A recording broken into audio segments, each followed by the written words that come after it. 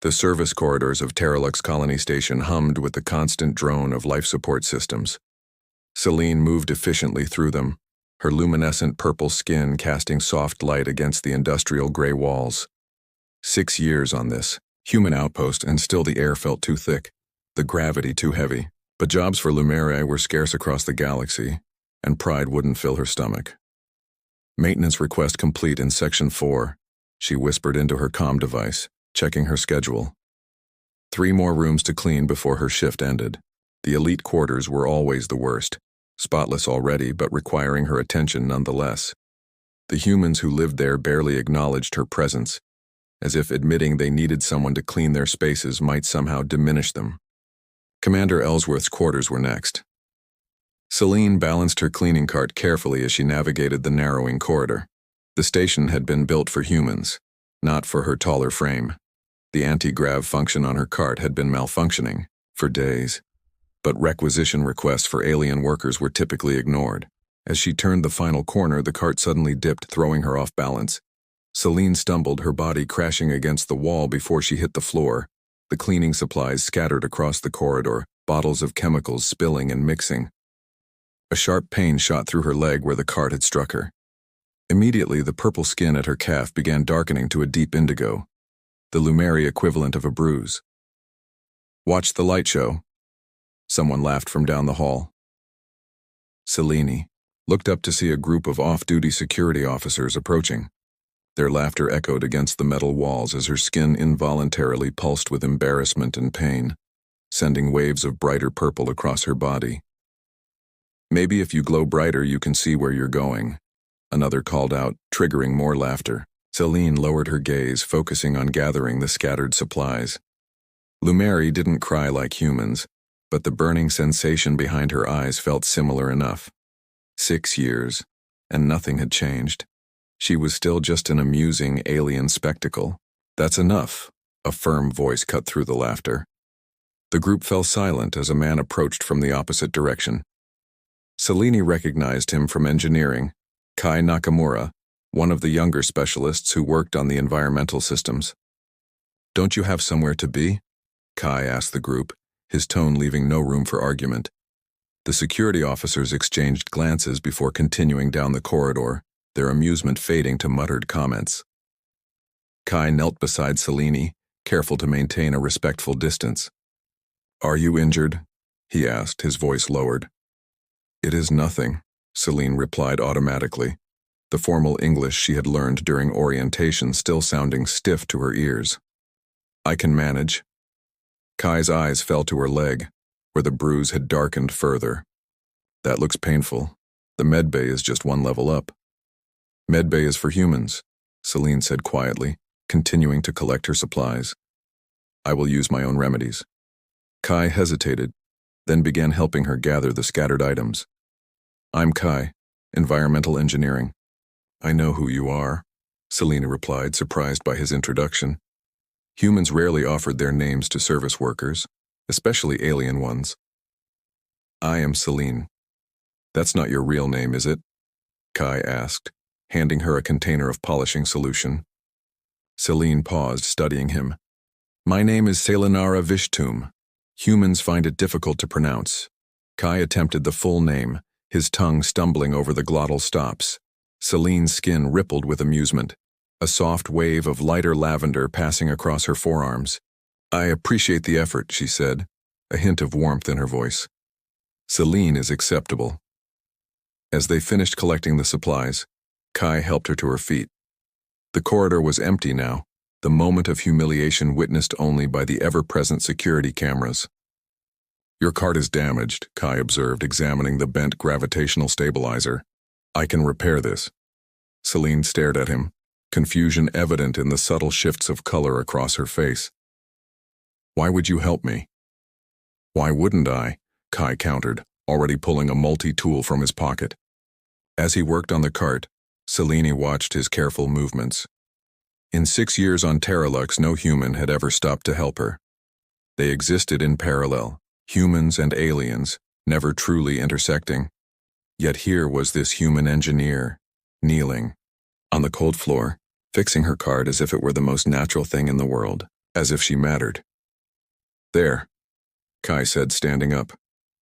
Try it now.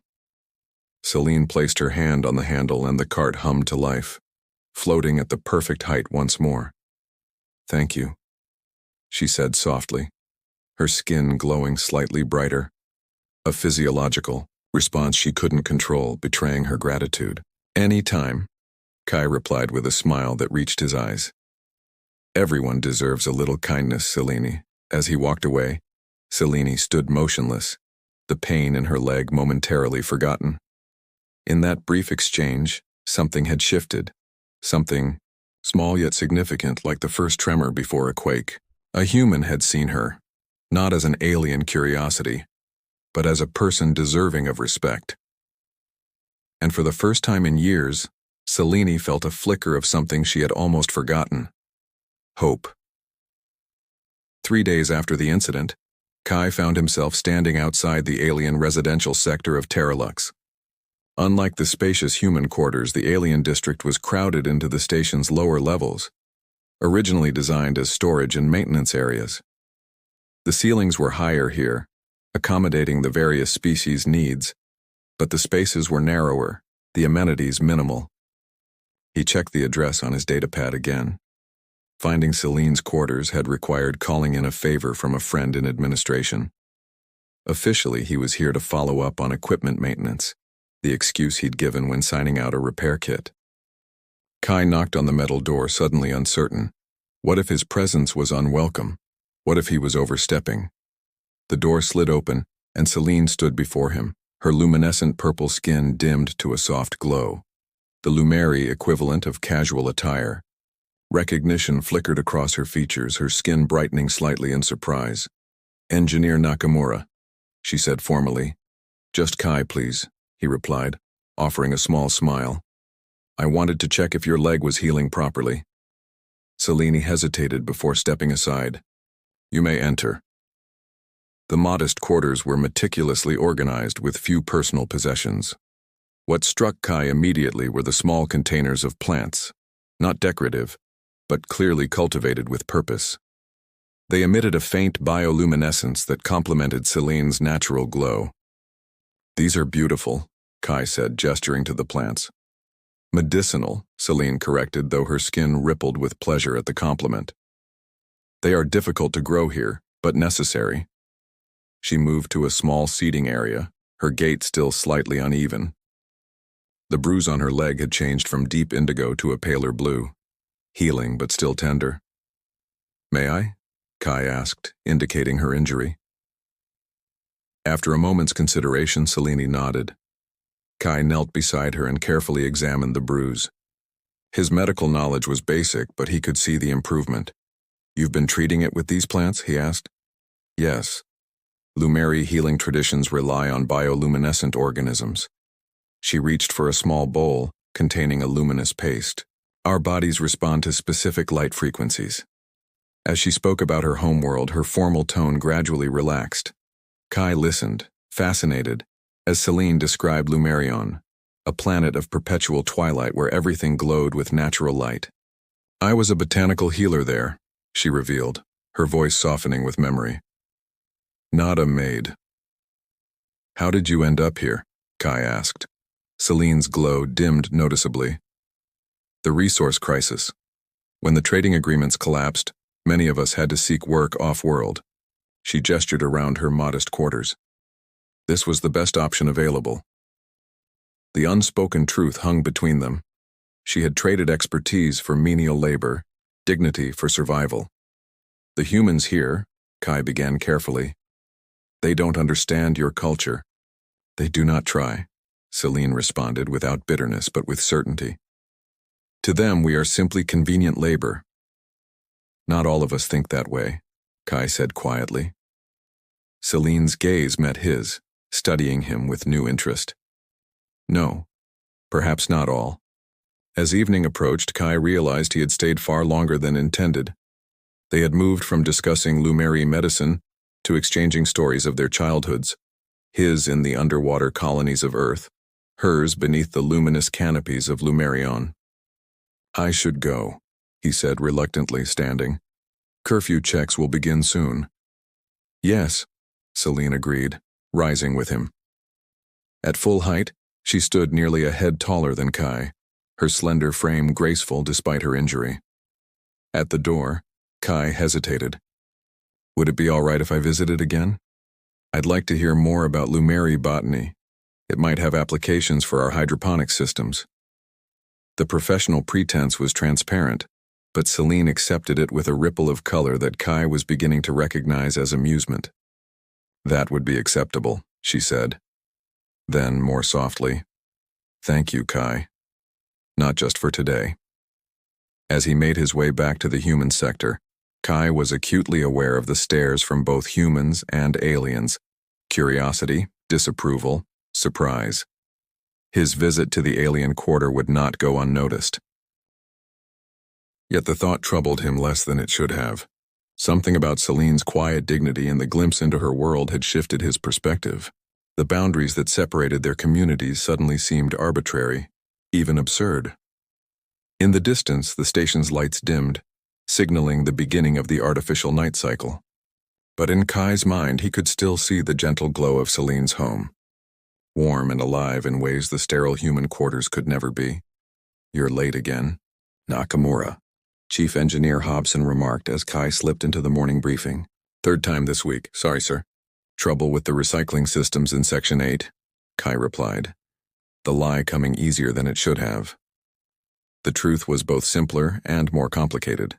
For the past 2 weeks, Kai had been spending his early mornings in the alien market, a vibrant exchange of goods and services that operated before the official station day began. It was there that he met Celine, away from the watchful eyes of his colleagues. Today, they had lingered too long over breakfast, a Lumeri dish that Celine had prepared, something with a texture like honey, but tasting of herbs and citrus. The conversation had flowed easily between them, making Kai forget the time until the station's first shift bell had rung. After the briefing, Kai's friend and fellow engineer Taro caught up with him in the corridor. Section 8, huh? Taro said skeptically. Funny how all these mysterious maintenance issues keep happening where there are no work orders. Kai avoided his gaze. Just being thorough. Or maybe it has something to do with a certain purple maintenance worker? Taro suggested, lowering his voice. People are talking, Kai. Let them talk, Kai replied, though his stomach tightened. Station gossip could quickly become dangerous, especially for Celine. Just be careful, Taro warned. Fraternization with non-human staff isn't explicitly forbidden, but we're friends, Kai interrupted. That's all. Even as he said it, Kai knew it wasn't entirely true. What had begun as curiosity had grown into something deeper. Each morning with Celine revealed new layers, her sharp intelligence, her dry humor that manifested in subtle pulses of color, her profound understanding of biological systems that surpassed many of the station's scientists. That evening, instead of meeting in public, Celine led Kai deeper into the alien quarter than he had ever ventured before. They passed through narrow corridors until reaching what appeared to be a dead end. Where are we going? Kai asked. Celine placed her hand against a seemingly solid wall, and a hidden door slid open, revealing a breathtaking sight beyond. A vast chamber opened before them, its ceiling transformed into a simulation of a starlit sky. Not Earth's constellations, but the night view from Lumerion. Below, dozens of aliens from various species gathered in a space filled with bioluminescent plants and floating lights. The gathering of lights, Celine explained, guiding him inside. Tonight marks the alignment of Lumerion's 3 moons. Kai stood transfixed, as music unlike anything he'd ever heard filled the air, resonant, tones that seemed to vibrate through his body rather than just his ears. This is incredible, he whispered. I had no idea this existed on the station. It is not in your station schematics, Celine replied with a ripple of amusement across her skin. Some secrets we keep for ourselves. As they moved through the celebration, Kai noticed the curious glances from other aliens. A human had never been brought to the gathering before. They're staring at me, he murmured. Yes, Celine acknowledged, but not with mockery. With curiosity. You are the first to be invited. An elderly Lumeri approached them. His purple skin faded to a pale lavender with age. He spoke to Celine in their native language, a series of melodic sounds punctuated by pulses of light from their skin. Celine responded, occasionally gesturing toward Kai. The elder's gaze was penetrating but not unfriendly. "This is Elder Thalvaran," Celine finally explained to Kai. "He is our community leader here on Terralux." Kai bowed respectfully. "It's an honor to meet you," the elder responded in heavily accented English. "Selinara tells me you have shown kindness when others did not." "This is unexpected." "I did what anyone should have done," Kai replied. "And yet no one else did," the elder observed. He studied Kai for a moment longer before nodding slightly. "Enjoy the gathering." As the night progressed, Kai found himself drawn into the celebration. Celine taught him a traditional Lumeri dance, a slow, graceful movement where partners never quite touched, but moved in synchrony with one another, their energy creating patterns of light between them. During a particularly complex sequence, Kai stumbled and Celine caught him, her hands steadying his shoulders.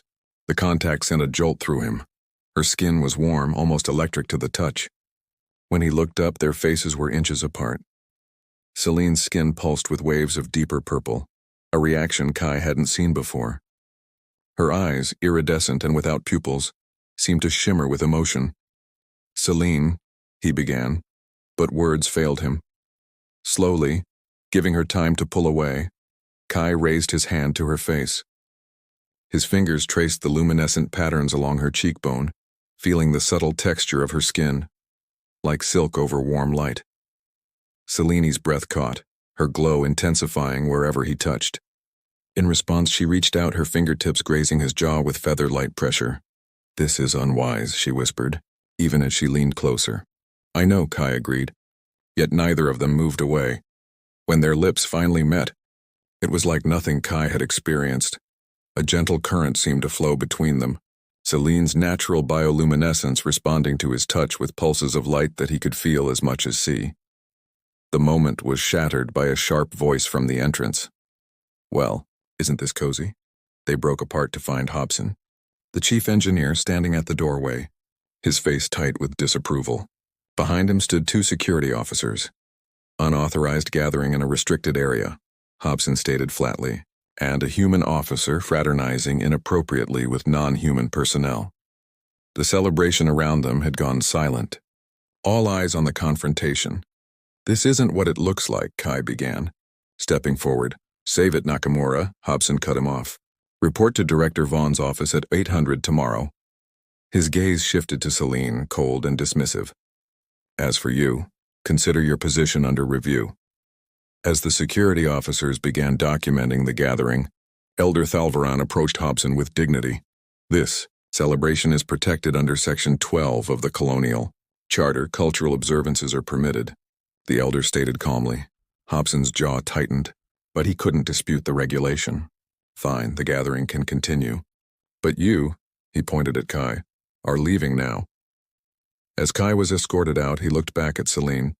Her expression was composed, but her skin had dimmed to a muted purple, a sign of deep distress that only he would recognize. In one evening, everything had changed. Their private connection had become public, and now both of them would face the consequences.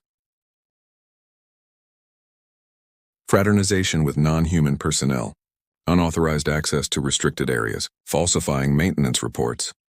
Director Vaughn read the charges from her screen, her voice crisp and clinical. "Care to explain yourself, Engineer Nakamura?" Kai stood at attention before the director's desk, acutely aware of the career he was likely watching disintegrate. Hobson stood to the side, his expression one of vindicated disapproval. "With respect, Director, I wasn't falsifying reports. I completed all assigned tasks," Kai responded carefully. "As for the other charges, I don't believe friendship between species should be treated as an offense." "Friendship?" Hobson scoffed. "That's not what it looked like to me." Director Vaughn raised a hand to silence him. "Engineer Nakamura, Terralux operates on clear boundaries. These boundaries exist for reasons of security, efficiency, and social harmony." "Do they?" Kai challenged, surprising himself with his boldness. "Or do they exist to maintain an unequal system that benefits only humans?" The director's eyes narrowed. "Watch yourself, Nakamura. Your record has been exemplary until now. Don't throw away your career over this indiscretion." "It wasn't an indiscretion," Kai said firmly. "Celine Selinara is a botanical healer from Lumerian. Her knowledge of bioluminescent organisms could revolutionize our hydroponic systems, but instead we have her cleaning floors. Director Vaughn studied him, her expression unreadable. Your passion is noted but misplaced. Pending review, you're reassigned to maintenance duty on the outer ring. Dismissed. As Kai left the office, Hobson followed him into the corridor. You could have had a future here, Nakamura. Chief engineer in a few years, maybe even director of operations eventually. At what cost? Kai asked. Hobson shook his head. Your alien friend isn't faring much better. She's been reassigned to waste management, effective immediately. The news hit Kai like a physical blow. Waste management was the most dangerous and degrading position on the station, reserved as punishment for those who broke rules. That's completely disproportionate, Kai protested. She didn't do anything wrong. She brought a human into an unauthorized gathering and engaged in inappropriate contact. The rules are clear. Hobson's voice lowered, but they could be clearer. The board is considering new regulations regarding human-alien interactions. You mean segregation? Kai translated. Hobson shrugged. Call it what you want. But if you want to salvage anything of your career here, stay away from her. For the next week, Kai tried to find Celine, but she seemed to have vanished. His messages went unanswered, and the waste management supervisors claimed she had been transferred to another section. The alien quarter was suddenly off limits to all human personnel for security reasons. It was Taro who finally located her. They've got her working the hazardous materials section of Deck 12, he told Kai during their break. No protective gear. Kai, it's bad down there, even for humans with proper equipment. Lumeri's skin was permeable, designed to absorb light and nutrients. The toxic environment would be slowly poisoning her. I need to see her, Kai said, already standing. Taro caught his arm. Security's watching you. You won't make it past the first checkpoint. Then what am I supposed to do? Kai demanded, frustration boiling over. Just let them destroy her because we dared to care about each other? Taro looked around to ensure they weren't overheard. There's a group, humans and aliens working together. We've been documenting abuses, building a case to present to the Colonial Oversight Committee. You're part of this? Kai asked, surprised. My partner is Zilean, Taro admitted quietly. We've been together for 2 years in secret. You're not the only one with something to lose, Kai. That evening, Kai met with the group in a forgotten maintenance tunnel. Representatives from each alien species on the station were present, along with a handful of humans, engineers, medical staff, even a junior security officer. We've been gathering evidence for months, explained Dr. Sato, the group's unofficial leader. Wage disparities, unsafe working conditions, medical neglect. What's happening to your friend is just one example of systematic abuse. But we've reached a tipping point, added Nix, a Traxian engineer. The board's new segregation proposal would make it impossible for us to continue. The vote is tomorrow, the security officer Chen confirmed. If it passes, any human caught in the alien sector will face immediate termination and deportation. Any alien found in human areas outside of work assignments will be removed from the station. We need to act now, Dr. Sato concluded. We need someone with credibility to speak before the board. Someone they'll listen to. All eyes turn to Kai. Me? I'm on probation. They won't listen to anything I say. You're the grandson of Admiral Nakamura, Chen pointed out. Your family helped establish the colonial charter. That still means something. Kai hadn't used his family connections since joining Terralux, determined to succeed on his own merits. But now, with Selena's life at stake and an entire community under threat, pride seemed a small sacrifice. What exactly are you proposing? He asked. Dr. Sato smiled. Something dramatic enough to force them to listen. The next morning, as the board convened to vote on the new regulations, alarms blared throughout the station. Emergency lights flashed as the automated system announced, environmental failure detected. All personnel report to safety zones immediately. In the confusion, Kai slipped into the waste management section. He found Celine huddled in a corner, her once vibrant purple skin now dull and mottled with patches of sickly gray. Her breathing was labored, her luminescence flickering weakly. Kai, she whispered, disbelieving. You shouldn't be here. Neither should you, he replied, helping her to her feet. Despite her weakness, she tried to pull away. They will punish you further, she protested. Let them try, Kai said, supporting her weight as they moved toward the exit. Things are about to change around here. The board members stared in shock as Kai entered the chamber with Selene leaning heavily against him. Behind them came the leaders of the resistance group, Dr. Sato, Taro, Elder Thalvoran, and representatives from each alien community on the station. What is the meaning of this intrusion? Director Vaughn demanded, rising from her seat. Security. Your security officers are busy dealing with the environmental emergency, Kai explained calmly. Don't worry, it's just a simulation. No one's in actual danger, except for those you've already put there. He helped Selene to a chair, where she sat with quiet dignity despite her weakened state. Dr. Sato immediately began examining her, his expression grim as he recorded her vital signs. Before you vote on your segregation policy, Kai addressed the board, I think you should see what your current policies have already done. Dr. Sato projected his medical scanner readings onto the main screen. Toxic chemical exposure, respiratory distress, cellular degradation. Without immediate treatment, she'll suffer permanent damage. This is but one example, Elder Thalvoran added, his voice steady despite the emotion evident in his dimmed glow. We have documented 342 similar cases across all non-human species on this station. Director Vaughn's expression hardened. These accusations are serious and will be investigated. But this disruptive display is necessary, Kai interrupted, because formal complaints have been ignored. Because aliens on this station are treated as disposable labor rather than as people. He stepped forward, placing a data chip on the table. This contains evidence of systematic discrimination in work assignments, medical care, living conditions, and disciplinary actions. Evidence that violates no fewer than 30 provisions of the Colonial Charter. The charter that your own grandfather helped write, Taro added pointedly. A murmur ran through the board members. Admiral Nakamura's name still carried weight, even a generation later. Selinara Vishtum isn't just a maintenance worker, Kai continued, moving to stand beside Selene. On Lumerian, she's a member of the Botanical Council, the equivalent of one of your chief scientists. And she's not alone. The aliens you've relegated to menial labor include doctors, engineers, artists, and diplomats. We had no knowledge of this, one board member protested weakly. Because you never asked, Kai replied. You saw different and assumed lesser. Elder Thalvoran stepped forward. We do not seek special treatment, merely equal treatment, the opportunity to contribute our knowledge and skills, not just our labor. Director Vaughn studied them all for a long moment. Finally, she sighed. This situation has clearly been mishandled. The vote on the new regulations will be postponed pending review of your evidence. And Selinara's condition, Kai pressed. Dr. Sato, you are authorized to provide whatever treatment is necessary, the director conceded, and a full medical review of all non-human personnel will begin immediately. It wasn't a complete victory, but it was a start, a crack in the rigid system that had kept humans and aliens divided for too long. As the meeting concluded, security officers arrived, looking confused about the false alarm. Director Vaughn waved them away, then turned to Kai. You risked everything today. Engineer Nakamura. Some things are worth the risk, Kai replied, his gaze moving to Selene. Your grandfather would probably agree, the director said thoughtfully. Report to my office tomorrow.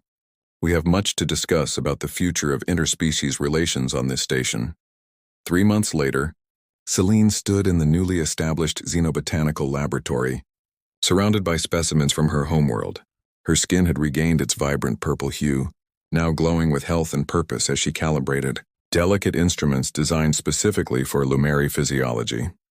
The first hybrid bioluminescent crops are ready for testing, she announced as Kai entered the lab. If successful, they could reduce the station's energy consumption by 15%.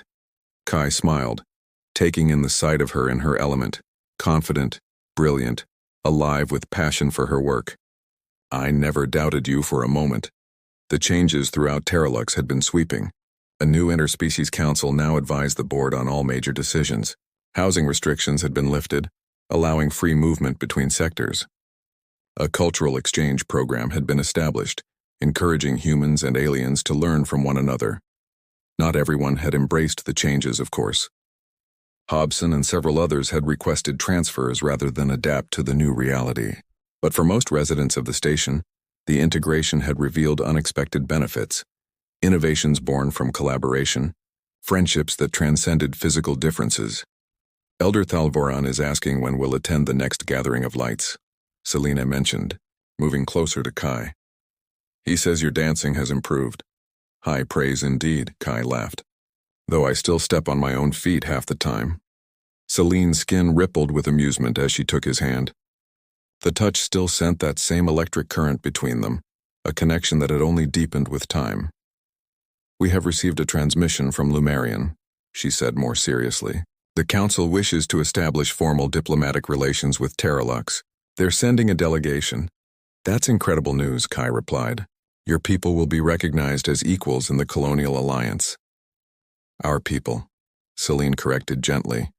Humans and Lumeri, and all the others who call this station home. Outside the lab's viewport, Terralux rotated slowly against the backdrop of stars. Once just another outpost on the edge of human expansion, it was becoming something new. A true community where different species lived and worked together with mutual respect. Celine's hand tightened around his, her skin pulsing with the subtle patterns that Kai had learned to read as love. From ridicule to respect, she mused. It began with one simple act of kindness. It began with you, Kai countered, drawing her closer. Your courage, your dignity. As their lips met, Celine's luminescence brightened, casting their joined shadows against the wall, no longer separate, but merged into one. In the soft glow of the lab, surrounded by the fruits of their shared vision, they stood together, not as human and alien, but simply as two souls who had found in each other something transcendent, a light bright enough to change a world.